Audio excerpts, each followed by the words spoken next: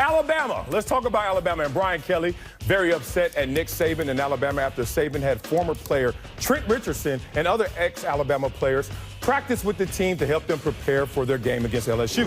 Kelly had this to say about it. I think it's absolutely ludicrous. Doesn't sound like college football to me. By the way, this is totally allowed under the rules. Golick, you played for Brian Kelly. What are your thoughts?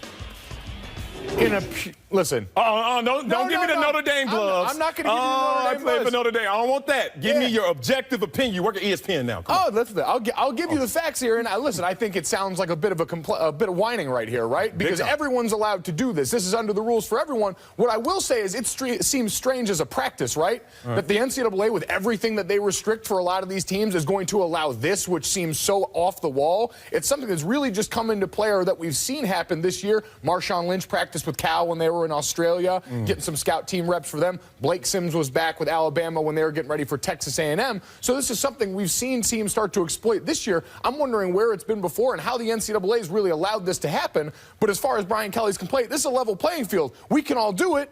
We know some people that are available to come help out if you need it. Okay. So I don't know why you wouldn't make use of some of those resources. Oh, they're struggling enough already at 3-6. I don't think they need you or anybody else on that level to come back. Now, that's probably a good call. But if you look at the situation, to me, this is about class. This is about sophistication. This is about the coaches who are not only playing the game visually with the X's and O's, but are playing the game within the game and the game outside the game. Jim Harbaugh, who's moving his satellite training camps to other places. Why? For other efforts in recruiting. You talk about Nick Saban, who says, I'm going to bring back an ex-player, a player who has a name around here, inspires my guys through a hell of a week against LSU, and also we're going to get some great reps. I think the coaches who are not looking through the landscape with that level of vision, with that wide a scope, are the coaches that are getting left behind. It is, and just like the satellite camps, we see a lot of the complaint because it's something that's very jarring, right? It's something we're not used to seeing. We wait and see how they adjust going forward now. Do we start to see Brian Kelly and other coaches move towards a bit more of this, or does the resistance create a rule change like we so often see with the NCAA? Yeah, now let's move on to a different sport. Let's go to MMA, and let's talk about what happened yesterday. Ahead of UFC 205, the notorious Conor McGregor made quite a scene at the pre-fight conference, showing up late in a white mink and acting a donkey. Let's relive this. Sorry I'm late, I just don't give up. I run New York City. I'm a imp. Rocky Gucci Mick. My legacy, I'll be immortalized after this one. Coach is an author. He's an author of a book. Best-selling book, we do it all.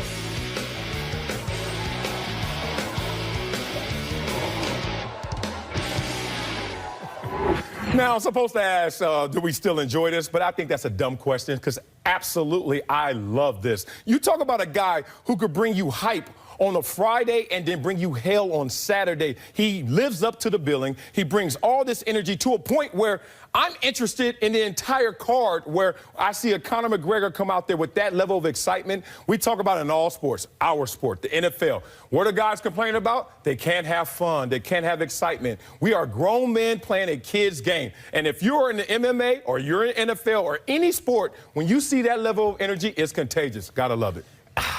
I did love it for a little while, and he even almost had me there with the mink. I'm just glad to see him wearing clothes after his brief NBA stint the other night where he decided that that was, in fact, optional. But at some point for me, this all starts to feel a little bit forced. You saw the chair grab in there. It felt like a little bit of a WWE promo, which we've seen him sort of start politicking for down the road here. So I'm getting a little too caught up in the act for me, and I start to root. I hope to see the interest you want me to have in the card. I hope to see this dude get knocked out now. I kind of like seeing the guy run his mouth, get it shut before. But when the celebrations get elaborate, they always have to be forced. They always have to be calculated. He wore a white mink, Golick. A white mink with the tag still on it because he's letting you know I'm bringing it back after I get my money right. After I get that win. Boy, if I had that lip sweater on that one. They got to update that picture. They got to update that picture. But accuracy. But that mink is so clean, man. You talk about a guy who brings it on every level, showmanship, and then he brings it when he's in the octagon. I'm loving it, man. So give him some love, brother. No? Yeah, you out. All right, let's go to some bad news since we got Scrooge over here. Let's start with the first year. Let's go with Funes Mori, Argentina, Brazil. Mori completely flips Neymar, and gets a yellow card. Him and Richard Sherman texted before this one. Got you. Neymar lives. Damn, that looked like it could hurt. Upper back fracture or something. 2 jeers for Spencer Drango. Oh, my man. Oh, this is bad. Browns-Ravens. Drango doesn't do a great job at protecting his quarterback. Let's say that. But if we take a second look at this, I don't know where his athletic ability went.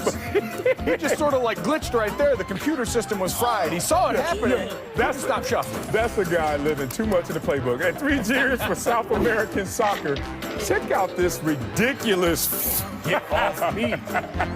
Hey, if you can't control your rage, on my farm, we have a way to handle you, okay? You imagine that? We'll be right back. But first, Rachel Nichols took the jump to the White House for the Cavs visit with President Obama. And it airs today at 5 Eastern. Wow, they got that money, huh? Here's a sneak peek at what they did. Can't hide it.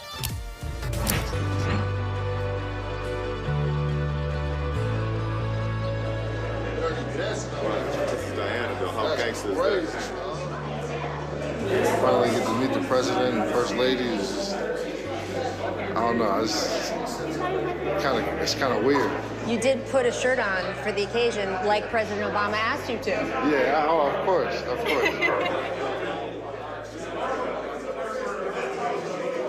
Cavaliers. Yeah.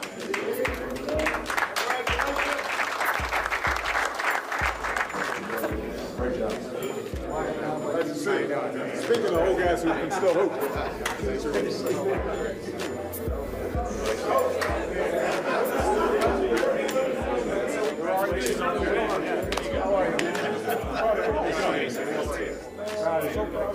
Hey, how are doing? you? Good to see you. What is this on camera here? This is We're being ESPN. recorded. Yeah, you're ESPN. being recorded.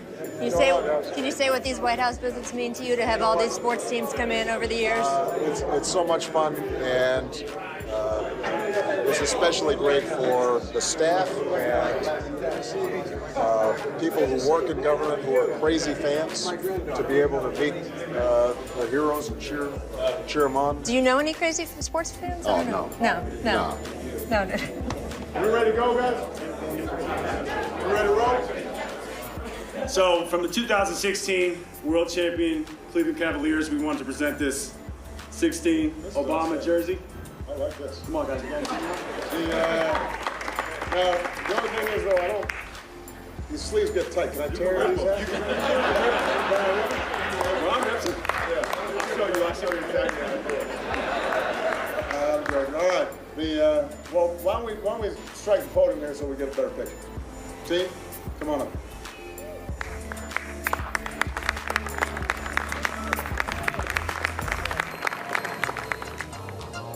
Sports Nation is presented by Toyota. Let's go places. Welcome back. Let's play the more likely game. Voice of God. What's first? More likely to dominate, Tom Brady or the Seahawks defense? Go Marcellus. All right, the Patriots take on the Seahawks in New England. This season, Tom Brady has thrown 12 touchdowns and 0 interceptions. Richard Sherman and the rest of Seattle's defense will be looking to change that. So, Golan, more likely to dominate, Brady or the Hawks D? I'm going with Tom Brady this year. You take an already all-time great quarterback who seems to never age, a guy who the last time these teams met in a game we all remember a little bit, tossed 4 touchdown passes, and now put that added motivation that we've seen behind him all season. He has gone out there and played like a man on fire. You mentioned no interceptions so far this season. They've got that dynamic duo at tight end with Gronk and Marcellus Bennett. I think they keep this train rolling. I think it's the Seahawks D. They have more motivation to go out there and revenge that loss. Even though you can't in the regular season, they're going to try. Also, you can't win if you can't score. Seahawks defense gives up 16 points a game, 3rd in the NFL. And also, this is a team that knows how motivated they have to be to make sure that they're on par with the Patriots. So, voice of God, what's next? More likely to score more touchdowns, is it Odell Beckham Jr. or A.J. Green? Giants-Bengals on Monday night feature 2 of the best wide receivers in the game. Bengals corners have already admitted that Odell can run every route on the route tree. And A.J. Green leads the NFL with 112 receiving yards per game. So who you got, Golick? I'm going with Odell Beckham Jr. on this one. He's been a changed man since his incident with the net not too long ago. Yeah, their love affair with the net. Since that point, 4 touchdowns in 3 games, tied for the most since week 6 in the NFL. He's shown he can get in the zone. Some of the big yardage has been lacking so far, but you know he can go off at any given time. He's got the quarterback to match with it. I'm expecting a big game from him. Yeah, I'm expecting a bigger game from A.J. Green, who's consistent and always giving you the yards that's necessary to move the chains. Not always the touchdowns, but certainly a go-to receiver, averaging 112 yards per game. That's obvious, going to be great, best in the NFL. Odell Beckham, a little inconsistent at times because of Eli Manning's play. Sometimes Eli doesn't get him the ball. Therefore, Odell has that affair with the net. We'll see how that plays out. Voice of God, what's next? Duo more likely to dominate. Is it Big Ben and Brown or Dak and Zeke? Youngins Dak Prescott and Ezekiel Elliott have led their team to a 7-1 record so far. They will face Big Ben, who is back from injury, and one of the most dynamic receivers in the league, Antonio Brown. Which duo will dominate, Golick? I'm going to go with Dak and Ezekiel Elliott here. They're going to dominate on consistency right here. This has been a team. Dak Prescott completed better than 70% of his passes in 5 games so far this year, leads the NFL. We know they're tied for first as far as fewest sacks given up. This has a lot to do with that group in front of them. When you're playing behind the best line in football, that rushing attack looks great. It gives your young quarterback time, and it lets these guys go out. You establish dominance the right way that this football team does. I would have agreed with you if it was last week, but this week is 2 weeks removed for Ben Roethlisberger to be back on the field. So now you got a different guy, and he's at home. He's a completely different quarterback at home than he is on the road. So guess what? When Roethlisberger feeling a little better, a little healthier, and he's at home, a little too much for the young crew to come back in. Voice of God, what's next? More likely for NFL refs, a clean weekend or more controversy? Over the last few weeks, we know the NFL refs have made some pretty bad calls and some non-calls that have impacted the outcome of a few games. So what's more likely for the NFL refs? A clean weekend or more controversy? I'm going to go for more controversy. We know the eyes are going to be on them, and that's been a lot of the biggest difference right now. We live in an age where we've got social media, we've got cameras on everything. So the reaction is immediate, and it comes in high volume. So with all of this added pressure, with all of these added eyes on top of these reps after what went down last week, knowing they're not getting punished for what happened in that Seahawks game there, I think you're going to see some controversy, if no other reason, because we're all going to be looking for it. Well, you know, I think it's a clean weekend because every single weekend we have bad calls, but we don't always have controversy. What we do is exaggerate it, us in the media, and we talk about it every week, but it's not every week that there's a real controversy. So I think we will exaggerate it once again, and we'll make it seem like there's something, but all in all, I think this is going to be a clean week. Pulse of the Nation, presented by Toyota. Last night, after another Lakers win, Kentucky alums DeMarcus Cousins and Julius Randle got into it. Golden, what do you think they're saying to each other? Hey, man, you seen Girl on a Train yet? I heard it didn't quite live up to the standard set by the book. Oh, no. Oh, you went there. Oh, I thought they were going back to, hey, man, how much you get paid at Kentucky? Oh, what? They paid you that much? No. Oh, Coach, that's still my girl. Giving out raises. That's still my girl. What? Go back to the dorms, man. You ain't been back yet. Something like that. But you notice Julius is deep. The Lakers are together. And DeMarcus is solo over there. Yeah. I don't know what that says about team chemistry right there, but we'll see. Loser. Could have been DeMarcus in that fight. Unspectacular saves. Check out this awesome diving save Ryan Miller made last night. Woo! Snagged it. I was just at a hockey game last week. Shout out to the Kings. Beat the Calgary Flames 5-0. Yes, I was easy to identify in the audience, but it was a good. I didn't see anything like that. But amazing hockey when you're there. Yeah, I'm sure it is. Does this fill your guys' hockey quota on SportsNation for the year now? Are you good to go from here on? Oh, yeah, we're going to fill it right here. It was impressive. I just love how big and goofy he looks sliding in those pads. It looks like a bear got lost on the ice out there. Yeah, that's great catch, though. Yeah, and then he caught it with the offhand, which we don't see a lot in the NFL. So, hey. Good move for you, brother. Let's go to winner. Shock. Oh, okay, let's call it feelings then. All right, whatever. Iman Shumpert made this face yesterday when he saw President Obama's podium get disassembled. He later tweeted, quote, all he said was team.